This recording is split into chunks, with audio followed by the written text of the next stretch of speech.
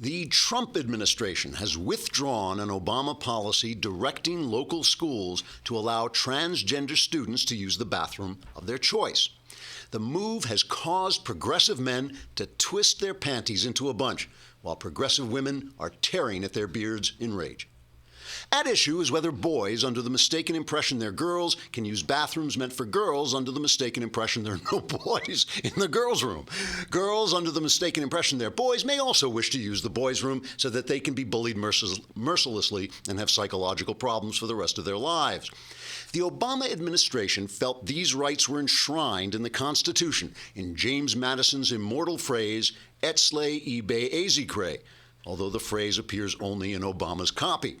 The transgender issue has absolutely galvanized the left, who took time off from running through the streets shrieking obscenities, vandalizing businesses, and assaulting bystanders in order to take to the streets screaming obscenities, vandalizing businesses, and assaulting bystanders in the name of transgender bathroom rights.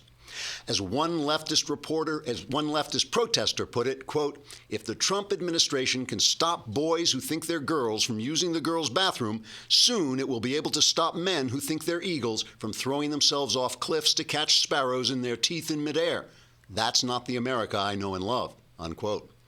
At the New York Times, a former newspaper, nearly half of the op-ed page was dedicated to the transgender issue because it affects so many Times journalists who are both men and women under the mistaken impression they're men.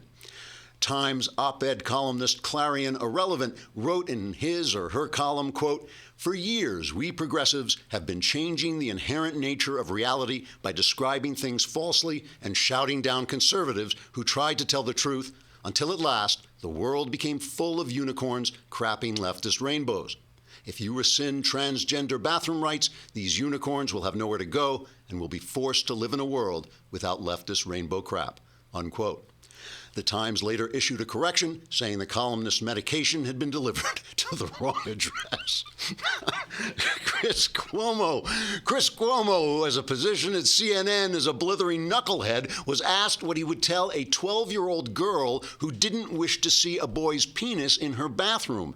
Cuomo tweeted in response, and I grieve to tell you I'm not making this up, quote, "I wonder if she's the problem, or her overprotective and intolerant dad. Teach tolerance," unquote. Co-workers say Cuomo has changed since he met Milo Yiannopoulos on the website kidlove.com. The simple truth of the matter is that this is not an attack on transgenders at all. Obama's federal intrusion into local schools was deemed illegal by a U.S. district court, and the Trump administration simply decided to rescind the policy rather than spend tax dollars defending it on appeal. No true American would actually abuse transgender people. After all, this country was founded by men wearing long white wigs. Trigger warning, I'm Andrew Klavan, and this is The Andrew Klavan Show. I feel hunky-dunky, life is tickety-boo. Birds are winging, also singing hunky-dunky-doo. Ship-shaped, ipsy-topsy, the world is zippity-zing. It's a wonderful day, hurrah, hooray! It makes me want to sing. Oh, hurrah, hooray! Oh, hooray, hurrah!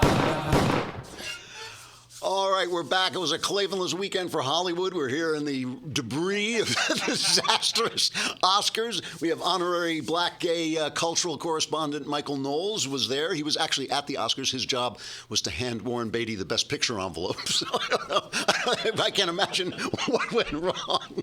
But I'm the only person who knew who would win. I knew they were going to be bullied into giving it to Moonlight instead of the picture that somebody actually saw. But, it was a disaster last night, and, they told us for 3 hours how to run the country, and then it turned out they couldn't even run the Oscars.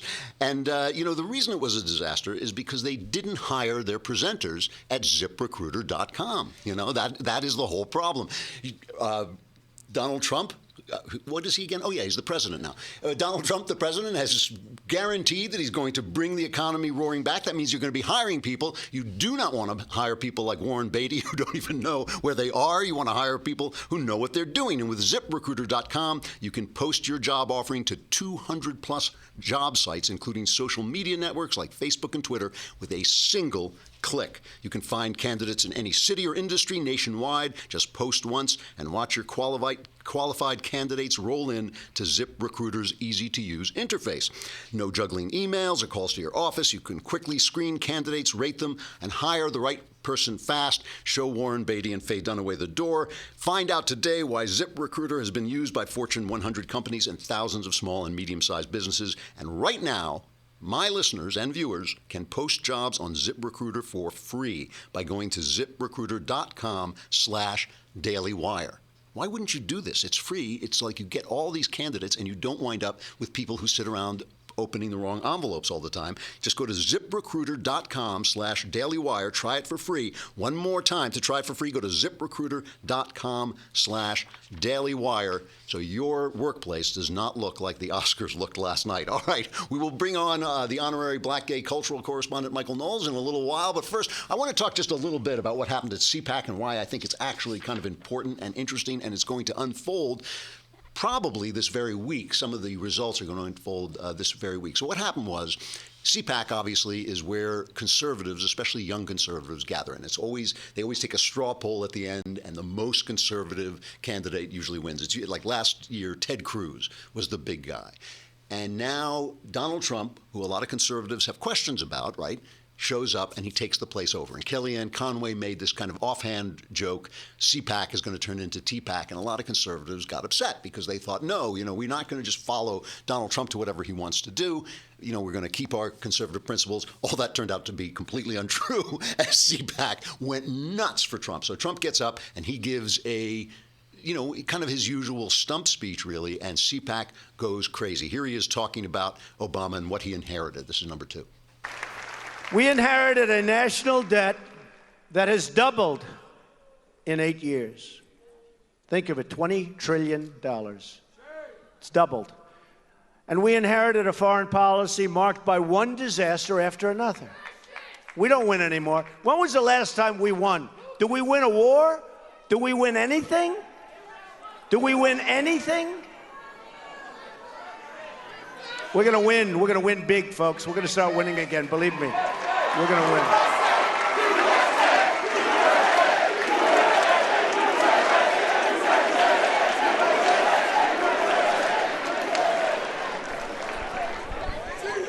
But we're taking a firm, bold, and decisive measure. We have to turn things around. The era of empty talk is over. It's over. So you could hear the protester being carried out, CPAC on USA. They just totally plunked for Trump. And Trump did one really good thing that I really liked. He started out with a long rant on the media and pointed out that even their reporting on his attacks of fake news turned out to be fake news. That they said he had called the press enemies of the people, and that's not quite what he said, according to Trump. Here he goes. And I want you all to know that we are fighting the fake news. It's fake, phony, fake.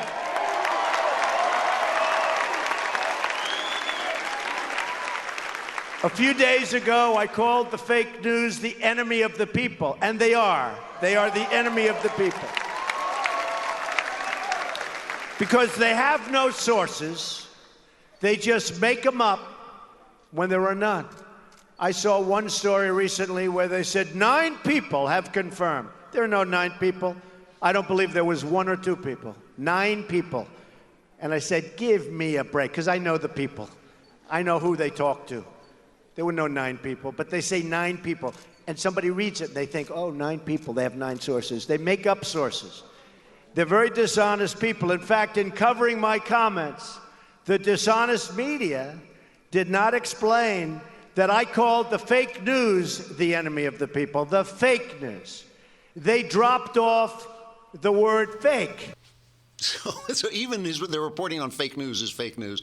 And he did reiterate his allegiance to the First Amendment, which we all like to hear. That's always good because he is at war with the press. And he's rightly at war with the press. He said he's not going to the White House Correspondents' Dinner. And he sent out a tweet saying, have a great evening. Because the whole point of the White House Correspondents' Dinner is, what happens to at that Correspondents' Dinner is they show up and they allow Barack Obama to do a great comic routine, and he's very charming and he does it really well. But if a Republican shows up, then he has to sit there with a forced smile on his face while some hack comedian rips him to pieces. And Trump just said no. It's the same thing about the NAACP. They always say, oh, he didn't go to the NAACP. It's a civil rights group. It was a civil rights group. It's now a Democrat front group. And the same thing is true of the White House Correspondents' Dinner, because the same thing is true of the press. So Donald Trump is handling this really well, and CPAC backs him. But the most important thing that happened at CPAC, and the thing that made a lot of news, was that Steve Bannon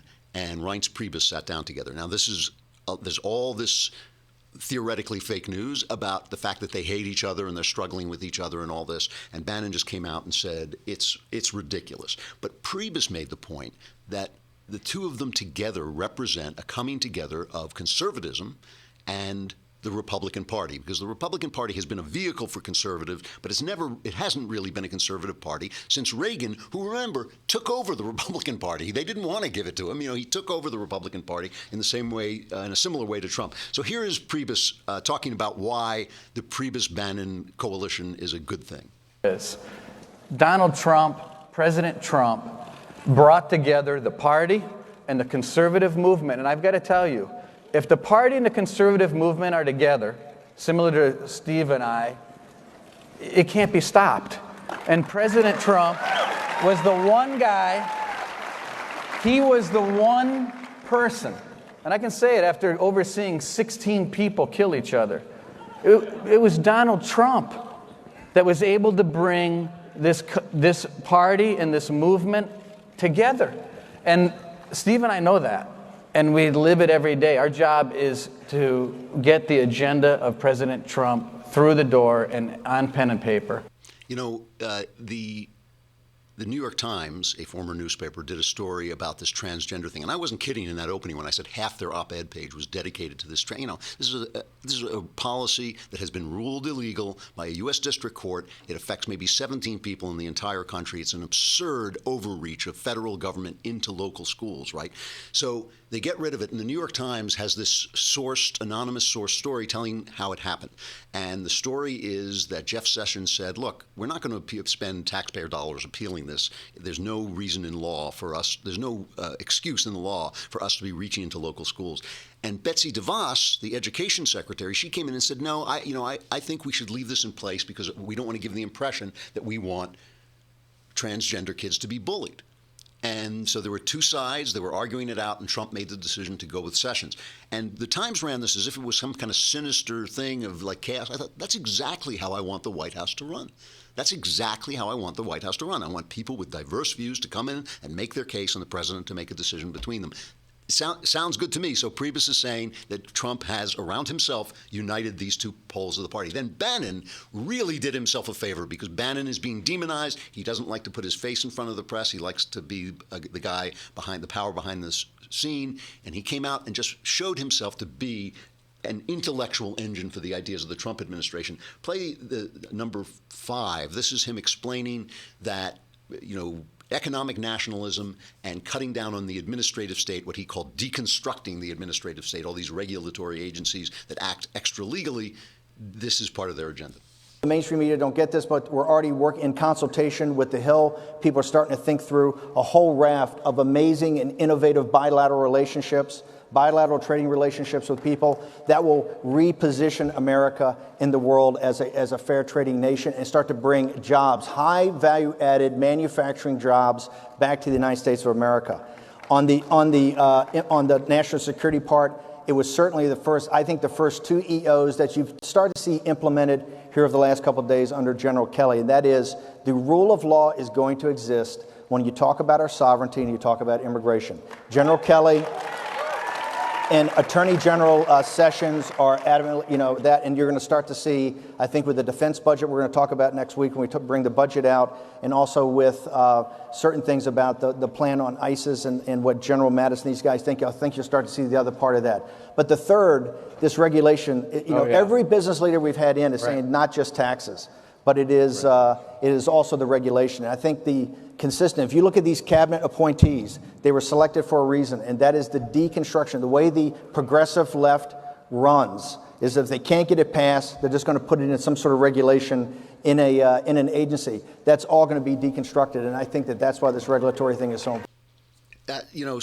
So he shows up, as Krauthammer says, he shows that he doesn't have horns. He shows he's not an evil guy. Here's why I think this matters, and I understand that conservatives are concerned that the party is going to go over, follow Trump away from conservatism because Trump has certain instincts that are not conservative. And I have those concerns too. And recent polls show that Donald Trump's popularity, which is lower than any president at this point, hinges on people like me. It hinges on people who voted really against Hillary Clinton, who don't really, have some suspicions against him. But so far, I'm really happy with what he's doing. But there are three things going on at once. One is we've got the press, which has gone insane. So the press is insane. There's Russian spies under the bed, and everything's a scandal, and every word Donald Trump says is stupid, and blah, blah, blah, blah. They've gone absolutely nuts. They've made complete clowns of themselves. They're absurd. But it does create this aspect of hysteria and panic. And what you notice they'll do is they'll then start to say in their leads, they'll just say, the scandal-racked beginning of the Trump administration. And you think, what's Mike Flynn? That's the scandal, right? Really? But they just assume that the fake stuff they've said is all true, and that's how it becomes part of the culture. It gets into the narrative. So that's one thing.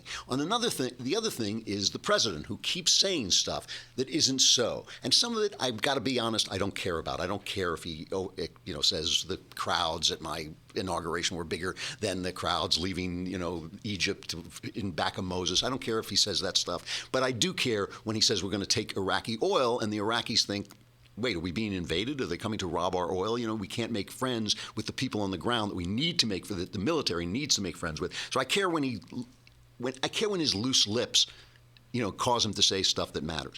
But then there's the stuff that's being done, the appointments and the excellent appointments, excellent Supreme Court justice pick, excellent meeting with Netanyahu, reestablishing our ties to Israel, all this stuff that really has been going extremely well. So there's a lot of confusion because the press is throwing up the smokescreen because Trump is such an outrageous character, and at the same time the government seems to be working pretty well. Now it's time for Congress to step up. I've been calling them the Waldo Congress because where are they, right? So the Waldo Congress now has to step up, and there's now kind of word from sources that they're going to just throw a repeal and replace Obamacare bill out there so that people have to vote for it, or else really these guys will be voted out of office if they don't repeal Obamacare. They're going to start to do the stuff that they have been promising to do, and let's see them get it done. And the reason it matters that Trump and Bannon gin up the base is they have to know their support. If his popularity is so low, they are going to lie low. They're cowards. They're going to lie low until they know that Trump has enough support to make their jobs difficult. Okay? When he comes in there with support, and when people say, hey, we are not voting for you unless you repeal Obamacare and reform taxes and do all this stuff, then they'll act. And that's why CPAC, I think, was largely a good thing. Largely Trump and Bannon and Priebus did the right thing and got the conservative base behind them. All right, we got to say goodbye to Facebook and YouTube, but if you want to hear the great and powerful, what is your name again? Michael Knowles will be here talking about the Oscars. Come over to thedailywire.com, and if you subscribe, you can actually throw a beanbag beneath Michael's chair, and he will sink into the water. I made that up.